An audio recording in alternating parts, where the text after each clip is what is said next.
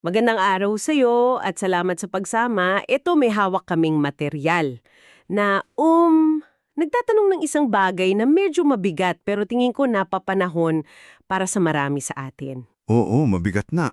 Ito yung tanong, ano ba talagang kailangan para manatiling tapat sa isang misyon o isang malaking layunin sa buhay ng pangmatagalan? Yun. Yung pangmatagalan. Oo, yung pangmatagalan. Kasi alam mo yung pakiramdam na sa umpisa sobrang taas ng enerhiya, 'di ba? Pero habang tumatagal, parang nauupos ka. Unti-unti. At para kanino ba 'to? Sabi sa sources natin, hindi lang 'to para sa mga misyonaryo. Para 'to sa'yo kung entrepreneur ka, artist, community leader, kahit sino na may gustong panindigan. Eksakto. Kasi ang daling-daling isipin na ang kailangan lang ay yung calling, yung paunang sigasig, no? Oo, yung apoy. Pero ang punto ng libro, yung calling, simula pa lang yan, pampasiklab lang. Ang tunay na susi para hindi ka maubusan, yung tinatawag niyang formation. Formation. Paghubog. Paghubog sa kapasidad. At linawin lang natin hindi ito tungkol sa pagdagdag ng mga to-dos mo. Buting nilinaw mo yan. Baka nga kabaligtaran pa. Ito'y pagbabago ng pananaw mula sa pagiging abala lang patungo sa pagiging tunay na matatag. Gusto ko yan. Hindi pagdagdag ng gawain. Sige, simulan natin sa problema. Binabangkit dito yung isang pamilyar na kwento, no? Alin yan? Mga proyekto o organisasyon na nagsimula ng buong puso pero pagdaan ng ilang taon, biglang nangihina. Oo, yung burnout. Burnout, mga di pagkakaunawaan, nasisirang team.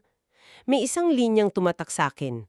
Ang calling ang nagsisimula ng misyon, ngunit ang kapasidad ang nagpapanatili nito. Wow. Para sa iyo na nakinig, tanungin mo sarili mo, kailan ka huling nakaramdam niyan? Yung sinimulan mo ng may passion, pero sa gitna, parang naubusan ka ng gasolina. Lunes pa lang pagod ka na for the week? Oo. Ganon. Ganon ba yung tinutukoy dito? Ganyan-ganyan nga. At diyan pumapasok yung tinatawad ng libro na mito ng sigasig. Mito ng sigasig. Yung paniniwala na kung sapat lang ang passion, malalampasan mo ang lahat. Pero ang argumento dito, minsan yung sobrang sigasig nagiging takip lang pala Takip saan? sa mga kahinaan natin. Mga bagay tulad ng emotional immaturity o mga sugat mula sa nakaraan na di pa talaga naghihilom. Okay. Ginagamit niyang analohiya yung talinghaga ng mga lupa sa Biblia. Naalala mo yon? Yung buto na nahulog sa mababaw na lupa. Oh, yung mabilis tumubo. Exactly. Ang ganda tignan sa simula. Pero dahil mababaw lang ang ugat, nung uminit, anong nangyari? Nalanta agad. Agad. Sabi ng source, ganyan daw tayo kapag puro sigasig lang ang puhunan. Mabilis mag-apoy, pero kasing bilis ding maubos. Alam mo, totoo yan. Parang mas pinapalakpakan pa natin yung mabilis sumibol kaysa doon sa mabagal pero malalim na pag-uugat. Kasi yun ang nakikita, di ba? Hindi natin nakikita yung nangyayari sa ilalim. Tama. At para patunayan yung punto na yan, pinapakita sa atin ng source ang isang pattern sa kasulatan. Tingnan mo si Moses. Bago niya pamunuan ng Israel, gumugol muna siya ng 40 taon sa disyerto. 40 years, hindi 40 days. 40 years. Si David, bago naging hari, pastol muna. At ang pinakamatindi, si Jesus. 3 taon lang yung ministry niya? Oo, pero yung paghahanda, 30 taon ng tahimik na buhay. So yung prinsipyo malinaw. Lalim muna bago tibay. Ugat bago bunga. Mismo. Yung paghahanda, hindi aksidente, sadya yun. Okay, so malinaw na hindi sapat ang passion. Kailangan ng... Pondasyon. Dito na ngayon papasok yung konsepto ng hidden architecture. Nakatagong arkitektura. Oo, parang sa building. Di mo nakikita yung pundasyon pero yun ang bumubuhat sa lahat. Unahin natin yung pinakailalim, spiritual depth. Lalim na espiritual. Pero nililinaw agad dito na hindi to yung parang checklist lang. Nagpray, check. Nagbasa, check. Ano ba talaga to? Ang ganda ng paliwanag niya. Ang spiritual depth o SQ, hindi raw listahan ng ginagawa, kundi isang estado ng pananatili, abiding. Yung sa John 15? Yung puno ng ubas. Yon, yung puno ng ubas at mga sanga. Kasi ang sanga, hindi naman nagsisikap mamunga, di ba? Hindi, natural lang yun. Namumunga ito dahil konektado siya sa puno. Yun yung spiritual depth. Yung koneksyon na hindi nakadepende sa performance mo, kahit palpak ka, kahit successful ka, andun pa rin. I see. So, hindi siya magdarasal ako para kumonekta, kundi magdarasal ako dahil konektado na ako. Malaking pagkakaiba yon. Sobra. At itong pundasyon na to, paano to kumokonekta sa pangalawang bahagi, yung resilience and perseverance? Kasi pag narinig ko yung resilience, ang nasa isip ko, parang bato. Matibay, hindi nasisira. At yan mismo yung ideya na gustong basagin ng source. Tinatawag niya yung unbreakable missionary myth. Yung mito ng hindi nababasag na misyonero. Oo, yung paniniwalang para maging epektibo, kailangan maging superhero. Sabi niya, hindi raw biblical yan. Paano niya nasabi yon? Bibigay siya ng mga halimbawa. Si Propeta Elijah, di ba? Pagkatapos ng malaking tagumpay, biglang nasiraan ng loob. Humiling na mamatay na lang. Totoo. Si Apostol Pablo, inilista niya lahat ng hirap niya, pagpahagupit, pagkagutom, hindi niya tinago. At syempre, si Jesus sa Getsemane. Nagpawis ng dugo. Grabe yung bigat na nararamdaman niya. Wow! Ang laking shift sa pananaw kasi parang sinasabi ng mundo, fake it till you make it. Huwag ipakita. Itago mo. Pero sinasabi pala dito na doon mismo sa pag-amin ng kahinaan nagsisimula ang tunay na lakas. Tama ka. Ang totoong resilience daw ay hindi pagiging manhid. Nagmumula raw sa tatlong bagay. Una, pagtanggap sa kahinaan. Ikalawa, tapat na pagluluksa o lament. Pagsasabi ng totoo mong nararamdaman? Kahit gaano kapangit. At ikatlo, nakabalangkas na pahinga. Yung Sabbath, hindi to katamaran. Disiplinadong pagtitiwala to.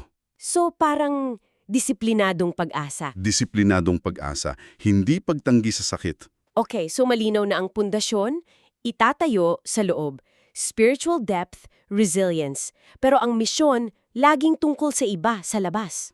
Oo, tama. Paano natin tinitiyak na yung katatagan natin sa loob ay hindi nagiging pader pagharap na natin ng iba? Dito na siguro papasok yung cultural intelligence, yung CQ. Yes, napakaganda ng pamagat ng kabanata para dito. Loving people you do not yet understand. Ang bigat niyan. Sobrang bigat kasi lahat tayo gusto nating isipin na mabuti ang intensyon natin. Pero sabi ng libro, hindi sapat ang mabuting intensyon. Bakit hindi? May quote dito, ang ibanghelyo ay lumalampas sa kultura, ngulit ang mga misyonero ay hindi. Ibig sabihin, dala-dala natin yung sarili nating baggage. Okay. Gets yung sarili nating biases. Oo, at kung di tayo maingat, kahit tapat ang mensahe natin, baka mali ang dating. Naranasan na nating lahat yan, di ba? Akala mo nakakatulong ka, nakakasakit ka na pala. Anong halimbawa ang binigay niya? Ang ginamit niyang case study, si Apostol Pablo sa Athens, Gawa 17. Isipin mo ang eksena. Sige! Dumating si Pablo sa isang siyudad na puno ng mga idolo. Ano kaya ang unang reaksyon ng isang taong puro passion? Magagalit. Kukondenahin lahat. Di ba? Pero hindi yun ang ginawa ni Pablo. Una, naglakad-lakad muna siya, nagmasid, nakiramdam. Nag-research muna siya. Pinag-aralan niya yung kultura. Tapos nakita siya ng isang altar na may nakasulat, para sa isang hindi kilalang Diyos. At yon ang ginamit niya. Yun ang ginamit niyang tulay. Sabi niya, itong hindi ninyo kilala, yan ang ipapakilala ko sa inyo. Nakinig muna siya bago nagsalita. Naghanap siya ng common ground, hindi ng away. Eksakto! Ang tawag dito ng source, incarnational presence, yung sadyang pagpasok sa mundo ng iba para subukang unawain sila. Para makita mo yung mundo mula sa mata nila. Oo, hindi para sumang-ayon, pero para maging tapat at magalang ang pag-uusap. Mula sa pag-unawa sa sarili, pag-unawa sa iba, parang natural na kasunod nito yung huling bahagi, relational depth, lalim ng relasyon. Yun nga. May isang CP dito na talagang tumatak, ang tiwala ang salapit ng kaharian. Trust is the currency of the kingdom. Napakaganda niyan. Sampal to sa kultura natin ngayon na sobrang nahuhumaling sa efficiency at metrics, di ba? At dito ipinapasok ng libro ang tanong, kailan ba nagiging transactional ang isang gawain? Kailan nga ba? Nangyayari raw yan kapag ang focus natin lumipat mula sa tao patungo sa gawain. Kapag ang tingin natin sa kasama natin, base na lang sa kung ano ang maiaambag nila, nagiging parang negosyo. May kapalit lahat. Oo, para ipaliwanag ang kabaliktaran nito, kumamit siya ng isang napakalalim na theological na modelo. Sige, ano yon? Okay, isipin mo muna ang isang magaling na jazz trio. Okay, jazz trio. Hindi sila nagbabasa ng nota. Nagtitinginan lang, nagpapakiramdaman. Alam nila kung kailan papasok, kailan mag-a-adjust. May sayaw, may daloy. May sayaw. May kanya-tanya silang instrumento. Pero ang tulog, isa at maganda. Yung perpektong sayaw na yun, may theological na termino para dyan. Perichoresis. Perichoresis? Ginamit yan para ilarawan ang relasyon ng Trinity. Ama, Anak at Espiritu Santo. Isang perpektong pagkakaisa na may paggalang sa pagkakaiba.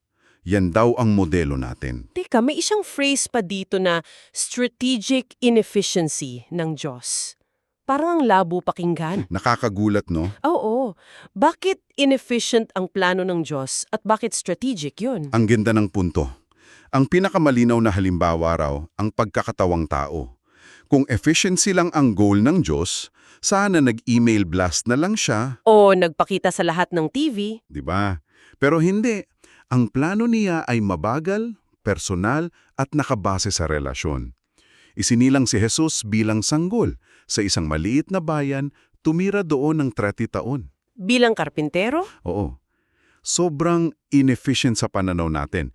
Pero strategic ito kasi ang pundasyon ng lahat ay tiwala. At ang tiwala, hindi minamadali. Tinatanim yan.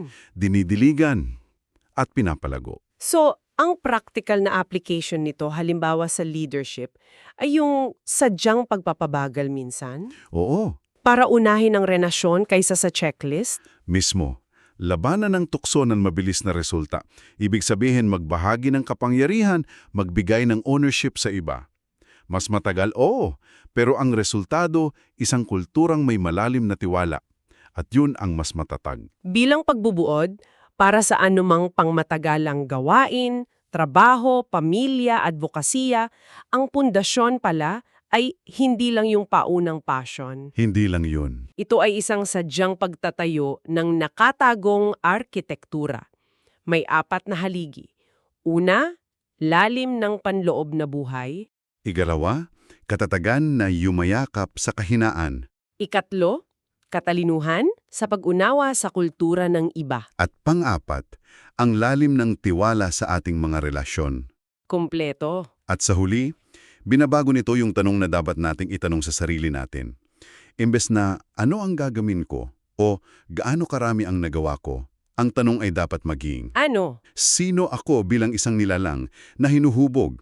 Ang punto ay hindi lang ang pagtatayo ng isang gawain sa labas, kundi ang pagbuo ng isang panloob na arkitektura na kayang suportahan ang bigat ng isang mahabang pagsunod. Kahit di pa nakikita agad ang bunga. Kahit hindi pa. At para sa iyo na sumama sa amin sa talakayang ito, iiwan namin sa iyo ang isang pangwakas na kaisipan.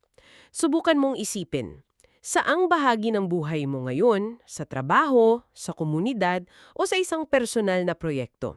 Ang tanging pinangahawakan mo ay yung naglalagablab na sulo ng paunang sigasig. Magandang tanong yan. At ano kaya ang itsura kung imbes na bantayan mo lang yung apoy na yan na baka humina, ay sisimulan mong pagtuunan ng pansin ang pagtatayo ng nakatagong arkitektura sa loob mo. Yung pundasyon na magpapahintulot sa liwanag na yan na hindi lang magtagal, kundi mas lalo pang lumakas at magbigay liwanag sa iba nang hindi ka nauubos.